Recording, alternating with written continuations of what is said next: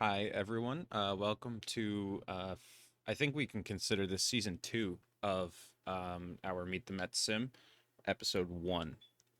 So this is right after free agency started. We are at December 1st. There were some non-tenders, some salary deals we had to make to get some money off the books. There were some extensions. Those I'm pretty excited about. Not a whole lot free agency going on, but yeah, so let's get into it.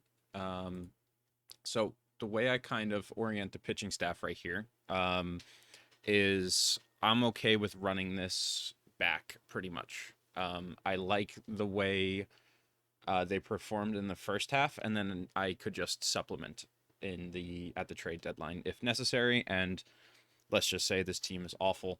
We can always deal away pieces. There are some expirings: Scherzer, Wheeler, Quintana. Those are all three probably coveted starters we could deal and get something back if this team is terrible at the trade deadline. And then with these pieces, if they are terrible, there's also the route that we could just buy and they could be even better. But these are for now the top six starters, probably in this order of what we anticipate starting the season with. Then down here, I have some long relievers that are also depth starters. So, your seven, your eight, your nine starters. Jose Buto back up. He's young, he's controllable, and he's cheap. Nabil Krismat, we offered an extension, but kind of arbitration. I don't like letting my guys go through arbitration because I can usually save a little bit of money if you offer them an extension rather than going through arbitration. I think his demand was like 2720, something like that. So I mean, it's $40,000, but even $40,000 helps. So he can be a swingman out of the bullpen, and we traded for Drew Rasinski from Oakland. He's a ground ball pitcher. It was just really just kind of money moving around. We traded the expirings for Justin Dunn and Brooks Raley. We sent those guys away and trying to get um, Drew Rasinski. So that should work pretty well. He's a ground ball pitcher and his movement is fine. These pitches are good enough. So as a long man out of the bullpen slash the six, seven, eight, ninth starter, I think that's pretty good value. We traded for Sixto Sanchez. He is fragile, so I also don't hate getting guys who are fragile, just because if you build enough depth, you can always just move guys around. Um, but another ground ball pitcher. He's got some good stamina, so I guess he's the number 10 starter if we get that deep, but I don't think we even got that deep this year. And he had a fine season for Miami. This was also like a money move deal. We gave up Trace Thompson, who goes to Miami. Uh, I wasn't going to resign Trace Thompson just because I thought his production at this arbitration estimate we could get in other ways. So I was fine moving off of him for a former top prospect who could be a cheap middle relief option. And we gave up Joey LaCasey, who they did not extend arbitration to, so he's a free agent now. So if I really wanted to, really, it's just a Sanchez for Thompson swap. Um, Bryce Montes de Oca is called up. He should be a bullpen option at some point. And these guys are all just our middle relief options. Those inning eaters, the cheap contracts, um, that minimum guy who just comes in and eats up some innings in the middle relief. These three guys should be our three of our high leverage arms. Garrett Crochet, even with his terrible control and his not great postseason outing, he's only 24. He's only making just over $2 million. He's got decent stamina if we wanted to turn him into a stopper. So I think that's well worth it. Adrian Morejon, we talked about him. He's got some good stuff. He's got some good stamina. He could also be a stopper. These guys are stoppers, probably 2A and 2B. And then the Yankees had Mr. Yoendris Gomez on waivers, and fly ball pitcher's not great. Stamina's good. The movement's good. The fastball's good. The slider's good. The changeup is average. So I think he could be a good middle relief to back end bullpen arm as well, especially at only $740,000 a year. And he, I'm not sure how many. He's got probably what 2 more years of minimum deal before hitting arbitration. So these three guys, very cheap, back end of the bullpen arms. Tyler McGill, obviously, he's I guess starter number 11 if we really get all that far, but I think he was really really good in the stopper role, and he's pretty happy in the stopper role. Um, well, I guess his I guess his role isn't happy, but everything else makes him happy. So we're gonna live with that. And then Edwin Diaz should step right back into the closer role slash high leverage. I would like to get him some more innings other than just closer, which is why I leave high leverage and hope that helps. And maybe we bump this down to 8th plus, so he can we can maximize his value, right? So with this 5, I'm pretty happy about. These guys all just fill in the rest of the slots, and then these guys are the emergency starters slash long relievers. And then, if we get another starter, then David Peterson bumps into this role, or even this role, or even this role. But he was just so good for us that I would love to find a home for him on the roster, regardless, right? Like him and McGill put up very similar numbers overall, just in different, drastically different amount of games and drastically different roles. But they were both really good. Those young pitchers, I think we're happy with how they've turned out so far.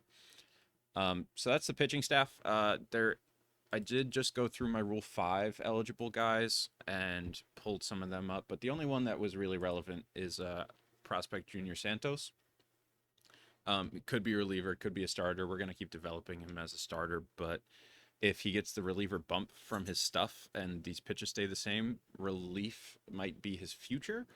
But he could also be depth if necessary, and if he really tears it up at AAA, then we'll be happy about that too. I kept him pretty much at AA for most of the year. He was really good at AA, 106 innings, 2.2 WAR. So we'll see how he does to start the year at AAA. So that's pretty much the pitching staff. Everybody's pretty much up. That's on the 40-man. We still have some 40-man space for free agents and the Rule 5 draft, which I like finding some relievers. The lineup has almost nothing really changed. Omar Narvaez declined his player option for next year, so he's gone. There were some other guys that we moved off of, some other guys who were non-tendered or dealt away in salary dump. So we're giving the reins to Francisco Alvarez behind the dish. In spring training, I hope his catcher gets up to that 50. I can live with the 50 behind the plate if his bat looks like this. And then maybe we'll get him some first base and some left field reps as well. So if necessary, if first base goes down or left field goes down during the year, we can move him off if there's a catcher.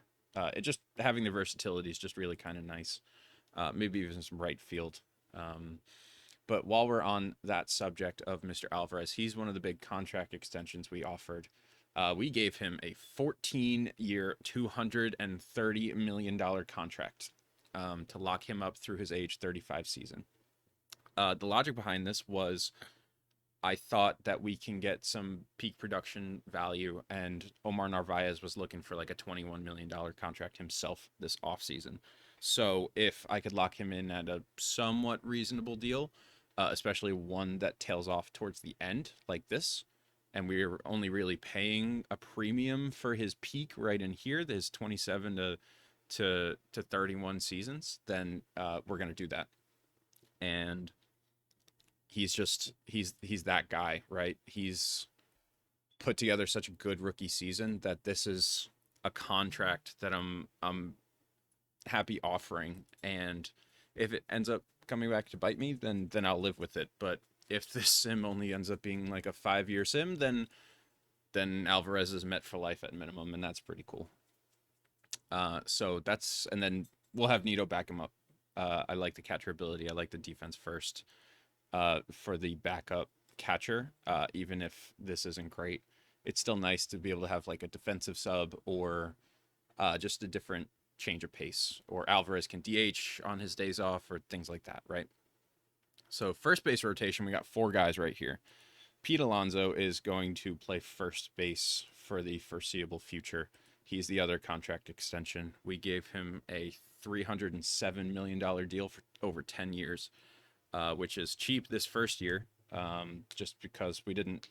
A lot of money comes off the books next year when Scherzer and Verlander the year after come off. So if we gave him like only 16 this upcoming year, we could bump it up. And then we really backloaded these age 37, 38 team options. So that way it's not even really a 10-year 307. It's more like an 8-year what's that math? 8-year 220, something like that. And these options have buyouts for maybe $1 million. So I'm not super upset about that. We gave him a no trade clause because that's what he asked for. I didn't really look too hard at that. We promised a starting lineup. That's not an issue. All-star bonus and an MVP bonus goes to Pete. So hopefully, it's the same logic with Alvarez. Like, yes, is this a little pricey for a first baseman who could potentially have a shorter peak? Absolutely. But another reason I picked the Mets for this first sim of this game was that I wanted to play with my favorite team. And I like the owner, Steve Cohen, because he owns the team like he's a fan. So I figured we can play this game as fans too. And if we ever run into hiccups or issues, I think we have enough financial flexibility to work around it. So Pete got the bag. Good for him. Prospects William Lugo and Ronnie Mauricio are both up. They kind of fit in the same role for me. I think I would love to get his defensive versatility up a little bit. Maybe some time at second and maybe some time at center would not be the worst idea. Just to help him develop and maybe be more useful. I'm not quite sure how much he'll contribute to the team this year, but he was Rule 5 eligible, and I wasn't about to let him go this year. Same with Ronnie Mauricio. His defensive ceiling is a lot higher than Lugo, but maybe his bat is not. And he didn't really have a great year at AAA, to be honest. He only played 111 games, and he a 93 OPS plus. His slugging number was good. His average was acceptable. His on base was not. And that just translates to a slightly above average WAR of 0.3.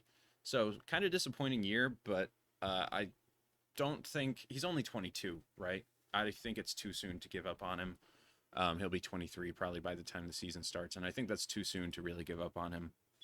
So he's up, and we're gonna give the first base slash DH spot to Mark Vientos again this year. It didn't really work out last season. Did not work out for us at all. But he had a great AAA, and that gives me some hope that he can put it together at the major league level this upcoming season. His ratings all got a boost. He's got enough positional versatility that I could move him to the bench if his bat is not as good as I expect. And then we can just move him around. Justin Turner is a guy we traded for, who could, I'm going to plan on sticking at first too, and maybe a corner outfield, maybe some left field. We're bringing him back to New York. And actually on this note, I think he wore number 2 when he was first with the Mets. So there's a chance that he's good for us, right? Like, yes, this $13 million price tag is kind of pricey, but the deal was, the original one was he got traded at the deadline to the Diamondbacks for this pitching prospect. I don't know if I would have given this guy up for Justin Turner, but I guess you do you guys. And then I traded for him for Adam Ottavino, who executed his player option for $6.5 million or almost $7 million, which I didn't want to pay him. I didn't want to give him that deal for some guy who's what's the word I'm looking for? I feel like I can replace his production at a cheaper price point. And it's not like I have anything against Ottavino. I love the guy in real life, but I'm just specifying the OOTP versions, right? So Turner could help. He'll help against lefties. This is really good. I think we'll plan on maybe making sure we find his bat into the lineup against lefties, and um, he can play like that Jose Aguilar role as that backup corner infielder off the bench against lefties, and playing a lot against lefties. So that's the first base rotation. I would anticipate Mauricio and Lugo starting down in AAA to start the year, especially since Lugo didn't really play very well at AAA and Ronnie's bat didn't really perform admirably. So if we get them down at AAA, maybe some versatility positionally and defensively, then that can only help. Jeff McNeil, starting second baseman, no real questions about it. Um, Again, offensively, he wasn't great last year, and he missed a lot of time. But we're hoping for a bounce back from our 2023 World Series MVP. Brett Beatty pretty much has the third base job in hand. Um, he was positive in just about every metric last season. I think even his defense at third was good. Yeah, that's good defense. It's not great defense, but it's good defense. So I'm not opposed to just handing him the job, and that's another reason why where is he? Justin Turner is appealing. He can always slot in at third if necessary. Now the issue comes if he stays this negative WAR, then we might have some issues, but I doubt it, and I'm hoping for some positive regression for Mauricio and Turner. Eguy Rosario, I don't know if that's how you pronounce his name. We got him in that Morejon Jordan Montgomery deal last year. He only played, I think, game 163 because I didn't have a backup for Lindor, really. And 16 plate appearances. He has an OPS of a billion, and he was still positive, right? So I think I'm content having him as the backup infielder, the backup middle infielder for McNeil, Beatty, and Lindor. And if that doesn't work, then we'll probably go trade for or sign a cheap middle infield specialist like an Andrelton Simmons type and hope we get more value out of that. If he struggles, he can always go back down to AAA if he's not ready. Lindor, starting shortstop, no questions asked. What I think I might do is I might drop him from the top of the lineup down a little bit this season. He only had a 102 OPS plus, and nothing in this triple slash leads me to believe that he could be an on base or power threat, really. So he might be like a 5-6 hitter. So I think the lineup needs some adjustment to try and maximize the value at the top, especially with Alvarez breaking out and Beatty being good. I think we have options where we don't necessarily have to pencil in Francisco Lindor as our two hitter. But Nimmo, I think, is our starting left fielder, is our leadoff guy. That 365 on base is good. Every other number wasn't great for Nimmo, other than defensively. And the Mets just gave him a pretty decent sized contract too. So I would like to get more value out of that, and I'd like to get some more defensive value maybe. And I hope he performs a little bit better next season. Michael Ciani, starting center fielder, his defense is just through. That's insane. These ratings are insane. He's so good. So he's just sharpied in to the lineup, no questions asked either. And Marte in right. I think I want to work on getting him maybe some first base experience in spring training, just because I don't know if it works like this or not, but in real life, first base is a less physically demanding position than maybe right. And he's 35. He's getting a little older, so if he can take some days off at DH or first, then that's only a win. And then Pete, we touched on Pete. I don't know whether I'll have Pete at DH or first, just because when we tried Vientos at first and Pete at DH, he started so cold, but Vientos' defense is better. And I know that first base defense doesn't matter as much. So I don't know yet. But for now, I think I'm leaning towards having Pete DH and Vientos at first. And then backing up in the outfield, Nick Gordon. I like what he brought. I like that he can play everywhere except catcher. He could even play first if I really wanted him to. So he'll get some time at first. He's a positive influence in the clubhouse. I think even sometimes I don't like how the personality class moves around, but sometimes I think I've even seen like captain or leader from him. So having him back up the outfield spots is good. And that's pretty much it, right? I think we'll have issues if maybe Lindor gets hurt um, or Gordon steps into a regular role. So I think a backup defensive first shortstop and outfielder is probably important for us to find. We're pretty much capped out, right? But we'll figure it out. And again, so I kind of buried the lead a little bit, but we have one free agent contract out right now, and that could reorient everything here because we did one thing we hinted at. We offered a contract to Mr. Shohei Ohtani, which I probably should have led with, but didn't. So we offered him a deal. I don't remember what it was. He was only asking for like 34 million over 6 years, just because he doesn't ask for like a really mega long contract. Um, he got a qualifying offer, but he's the only free agent we've offered a deal to so far. And let me find it. What did I offer him? 292 over 9.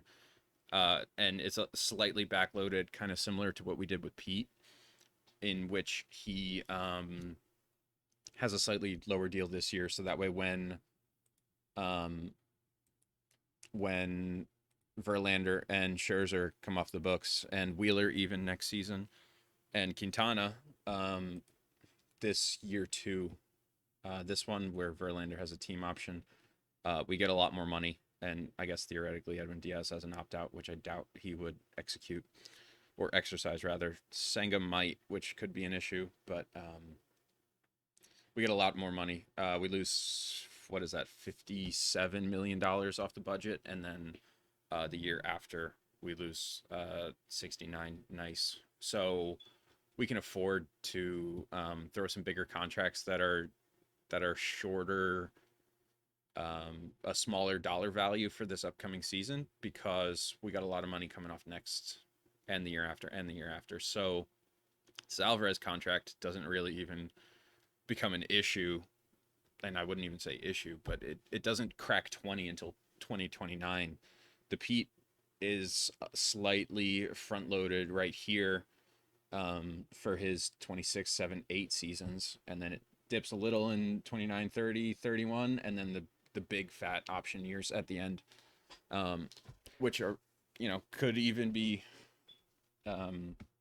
exercised, right? I could exercise those, but the long-term contracts, I know it says 203 seasons from now and 186 3 seasons from now, but I'm not worried about that right now.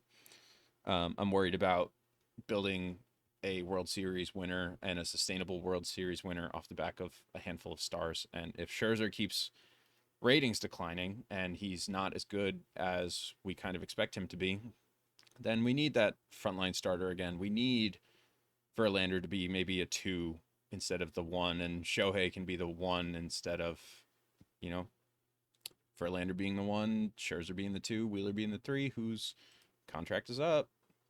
What do you want next year? See, I don't think I want to even entertain this right now, because if he ages similarly to how Scherzer and Verlander age, then that could end up not being a great deal. So he could just be a qualifying offer and get the draft pick back. But so that's the plan. So I'm fine with the pitching depth. I don't think I'm going to touch the bullpen other than Shohei, or the pitching staff other than Shohei. And we're going to look for some minor league deals for defensive-minded shortstops and outfielders, because that could be the biggest issue I could see happening, and maybe a better third-string catcher. I don't even think I have a third one on the 40-man. But this is also what Rule 5 is for, so we see what we get from there. So that's the early free agent recap slash predictions. So thanks everybody for watching, and we'll see you in the next one.